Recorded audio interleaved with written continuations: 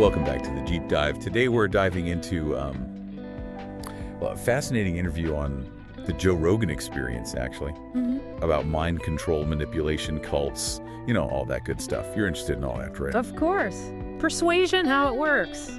We've got an expert here, Chase Hughes, neuroscientist. Oh, yeah. He's the real deal. He specializes in behavior analysis. He's even trained government agencies in techniques of persuasion and influence. So we're going to try to break this down, see what we can learn. Hughes' own story is pretty wild. He's a brain expert, right? Yeah. But he developed temporal lobe epilepsy. And he says he stopped his seizures with methylene blue. Methylene blue. Yeah, that fabric dye from like the 1800s. Wow, that's interesting. Methylene blue, it has an affinity for brain tissue. It may even help neurons absorb more red light. So that means it could boost the effectiveness of red light therapy, which is something a lot of people are looking into these days. That's true. Now, Hughes didn't start out trying to stop seizures with fabric dye. He was initially just curious about social cues. But that led him down a rabbit hole to training government agencies and understanding how cults recruit people. Cult recruitment. Wow. Yeah. So how do you even study that? Well, he interviewed, get this, 6 cult recruiters from 2 different cults. Oh, man. I bet those were some intense conversations. You could say that again. So what did he learn? Well, one of the things he explains is that our brains can be hacked. That's his word, hacked, through a combination of novelty and authority. Novelty and authority. Think about it. When you see something new, it grabs your attention, right? Yeah. It's like your brain's trying to decide, is this a threat or a reward? Right, right. And then, bam, Yeah. while you're focused, authority comes in and takes advantage. You're more open to suggestion. Wow, it's like a 1-2 punch Yeah. to our decision-making. Yeah. That reminds me of the Milgram experiment. Oh, yeah. You know that one? Refresh my memory. Participants were told to give electric shocks to another person. Oh, right. It was fake, of course. But the participants didn't know that, and just because a guy in a lab coat told them to, they were willing to inflict pain. Wow, that's disturbing. It's a chilling example of how powerful authority can be. And Hughes breaks down what makes authority so potent. He says there are 5 key components: confidence, discipline, leadership, gratitude, and enjoyment. All right, makes sense. But he stresses that real confidence, it's not just about swagger. It comes from having your act together in all areas of your life. Okay, so like what? Everything. Your environment, time management, appearance, your social skills, even your finances. So it's like a holistic thing. Yeah. Interesting. Okay, now get ready for this. Hughes says the idea of a real-life Manchurian candidate, like the movie, isn't as far-fetched as we might think. Wait, really? He says hypnosis can be used to induce amnesia, create alternate personalities, even program people to do certain things. Wow, so like mind control? Pretty much. Is that even possible? He claims to have trained someone in covert hypnosis in just 3 days. 3 days. I don't know about that, but it definitely makes you think. Right. Yeah. And it gets even weirder. Hughes gets into some conspiracy theories, too. He talks about Sirhan, Sirhan.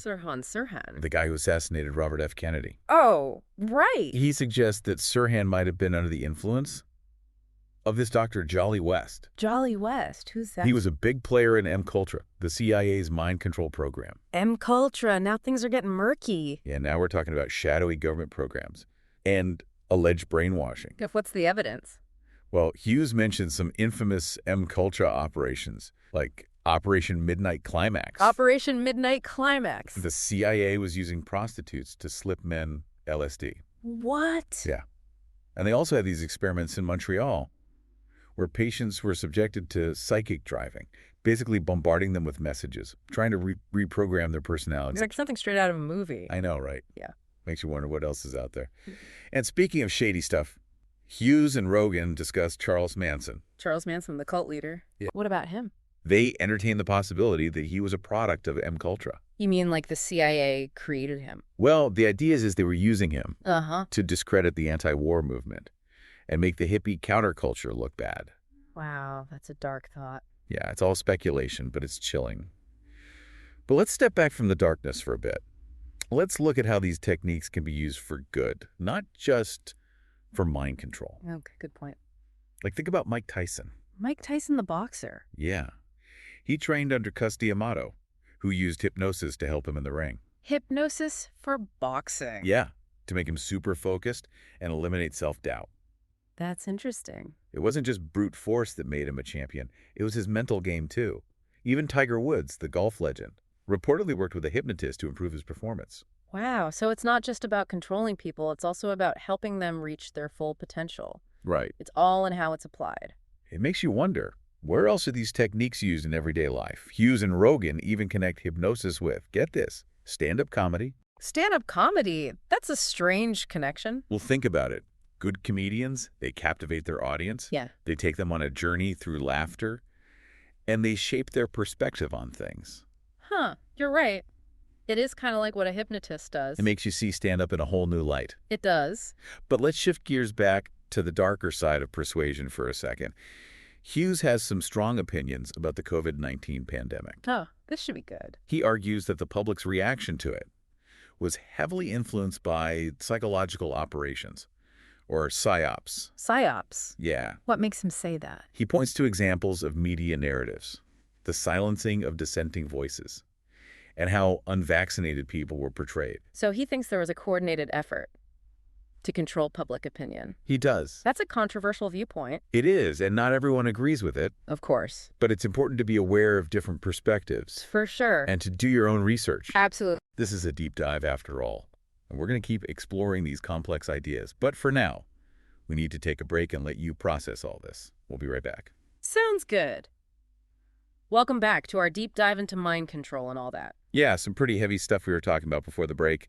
Hughes' his take on COVID-19 and potential manipulation. Right? It definitely gives you pause. The idea that our reactions to a global pandemic could be influenced by covert tactics. Yeah, for sure. It makes you think twice about everything you see and hear. It's crucial to be aware of that possibility, especially in those kind of situations when information's changing all the time and emotions are running high. Absolutely. And that brings us back to social media, something Hughes talks about a lot, this idea of tribal confusion. Tribal confusion. Yeah, it's where social media algorithms pit different groups against each other. Oh, right. Creating chaos and division. Exactly. You know, I've noticed that. How social media feeds you information you already agree with. Like it reinforces your existing beliefs. It's like an echo chamber. Yeah. Dissenting voices get drowned out. And those algorithms, Yeah. they're designed to keep you hooked, Right. They feed you what they think you want to see. exploiting our need for novelty. And our tendency to trust certain figures within our own little tribes. It's like playing on our primal instincts, making us more susceptible to manipulation. Without even realizing it. So how do we break free from those echo chambers? Well, Hughes says the first step is awareness. Recognizing our own vulnerabilities. So we can build up a defense? Exactly. It's like knowing the game so you don't get played. So it's all about being a critical thinker, Right. Questioning the information we're being fed. considering different perspectives. Forming our own conclusions. Exactly. Hughes even reveals his formula for hypnosis. Oh, this should be interesting. It starts by enhancing someone's focus. Like those algorithms we were talking about. Exactly. And then getting them to comply with small requests. Small requests, huh? Yeah. Seemingly insignificant stuff. It's like leading them down a path. One tiny step at a time. So they don't even realize where they're going. Until it's too late. Wow. That's kind of scary. And it reminds me of something. Remember Edward Bernays, Edward Bernays, refresh my memory. the father of propaganda? Right. He wrote that book, Crystallizing Public Opinion, where he lays out strategies for shaping public perception. So this stuff has been around for a while. It seems like it. And it's Sure. just gotten more sophisticated with technology. And social media. Exactly. Mm-hmm. But understanding how it works can help us protect ourselves. Yeah, absolutely. This is all incredibly insightful, but it's a bit overwhelming too. Where do we even begin to apply this knowledge? Well, it's about finding a balance. We don't want to shut ourselves off from everything or become distrustful of everyone. But we also don't want to be naive. Exactly. So it's about cultivating a healthy skepticism. Right. Be aware of the potential for manipulation, Mm. but also be open to new ideas. And willing to change our minds when presented with evidence. That's it. So how do we do that in practice? What are some concrete steps we can take? One of the most important things is to diversify your information sources. Diversify. Yeah. Don't rely on just one news outlet or social media platform. Oh, you mean get out of our echo chamber? Exactly. Expose yourself to different viewpoints, even if they make you uncomfortable. I can see how that would be helpful. It is. You got to see the bigger picture. Not just the view from our little bubble. Exactly. And don't be afraid to question authority figures. Even experts. So critical thinking means challenging assumptions, Scrutinizing the evidence. regardless of who's saying it. Precisely. It's about thinking for ourselves, not just following the crowd. Right. Are there any red flags we should watch out for? Absolutely. One common tactic is fear-mongering. Fear-mongering. Yeah. Manipulators prey on our fears and anxieties to control us, So be wary of messages that play on your fears. especially if they present dire consequences without evidence. It's like those clickbait headlines designed to make you panic and click. If something sounds too good to be true or too scary to ignore, it probably is. Good advice. Another thing to watch out for is overly simplistic solutions to complex problems Oh, right. Critical thinking means recognizing nuance. and avoiding those easy answers. So it's about being realistic. Yeah, understanding that there are rarely quick fixes. To complicated problems. Exactly. What about the language being used? Good point. Pay attention to emotionally charged language. Emotionally charged language. Yeah, words designed to evoke specific reactions. Like anger, fear, excitement. Exactly. Yeah. Manipulators use them to trigger us. So it's not just what they're saying, but how they're saying it. Precisely. The presentation matters. It has a huge impact on how we perceive things. All this talk about manipulation Yeah. makes me feel kind of vulnerable. I understand.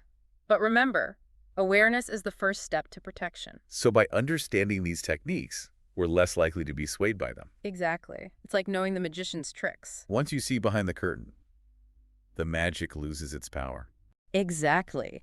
And as we become more aware, we'll start to spot these techniques everywhere. In advertising, social media. Even in our personal interactions. Wow. This deep dive is really making me think about the information I consume and how it shapes my view of the world. That's the essence of critical thinking. Questioning assumptions, examining the evidence. Forming your own conclusions. This has been an eye-opening conversation. We've covered so much ground. From covert persuasion to mind control and the importance of critical thinking. But before we wrap things up, let's take a moment to reflect on what we've learned and how we can apply this knowledge to our lives.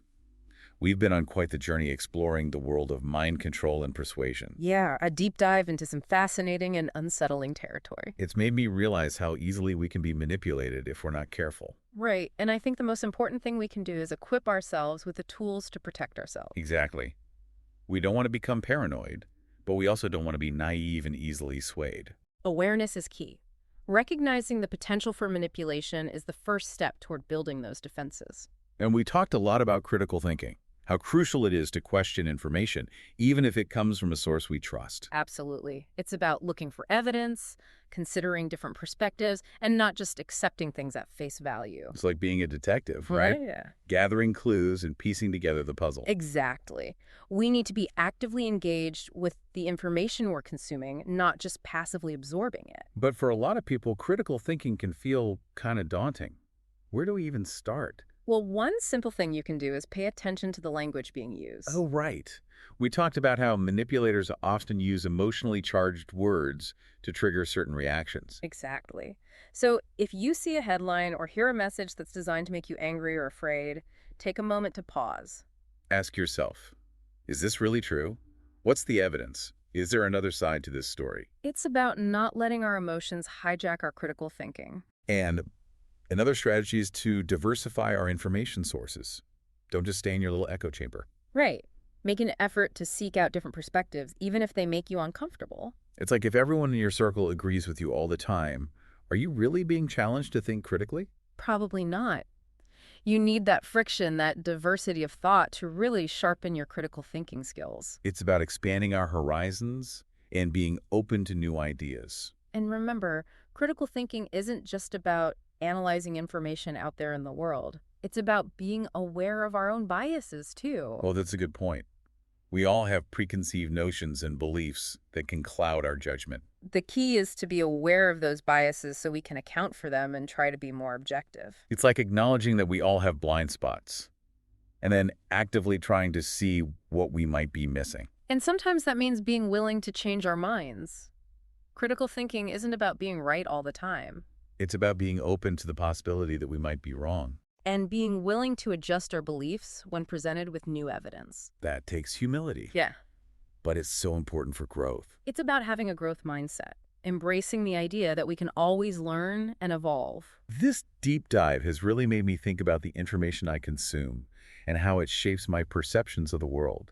It's like pulling back the curtain and seeing how the show is really put together. That's the power of critical thinking. It allows us to see through the illusions and make more informed choices. To our listeners, I say this: be curious, be skeptical, and never stop questioning. The world is full of information, and it's up to us to discern what's true, what's misleading, and what's designed to manipulate us. The journey of critical thinking is a lifelong one, but it's well worth the effort, because ultimately it's about taking control of our own minds. And shaping our own destinies in a world that's constantly trying to shape it for us. And on that note, we'll wrap up this deep dive into the world of mind control and persuasion.